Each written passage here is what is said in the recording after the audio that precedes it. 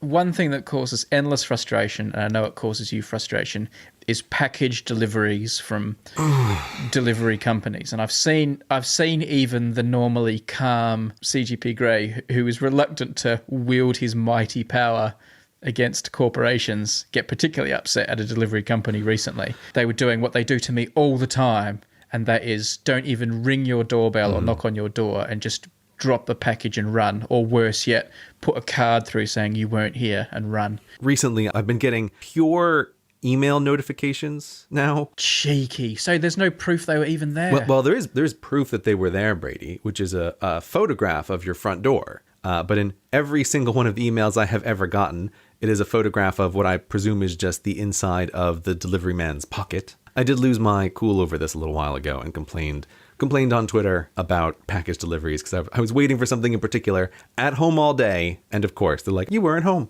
Yes, I was, you bastards. I was waiting all day. My first angry version of the tweet was about lazy delivery drivers. This, of course, was back when we had 140 characters, and I had to rethink it, and then I phrased it in a much better way to place blame where I think it really goes. I think this is the fault of the delivery companies overloading the drivers, and so then they have every incentive in the world to just skip where they can bank on someone probably not being there so that they can like check off that they've gone through all the things that they need to do in a day. So my recent experience that I want to share, I think emphasizes how much the delivery drivers are working in these incredibly strange straitjackets that the companies are putting on them. And that was the other day, there was a knock on the door. There was a delivery driver with a package for me, and I had to sign for it, and he had to scan the barcode with his little device to say he'd sent it. He was about to pass it over to me, and he went to scan it, and it wouldn't scan.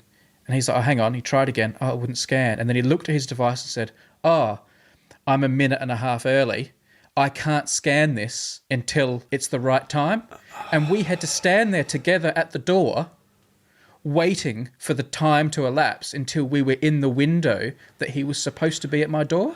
Oh. And then as soon as the clock ticked over, like, okay, beep, he scanned it, handed it to me, and he could leave. It was amazing. That is frankly breathtaking. I feel like I'm knocked speechless by the horror of that. The horror of having to stand awkwardly with the delivery guy for 90 seconds while the two of you are waiting for a countdown counter to finish.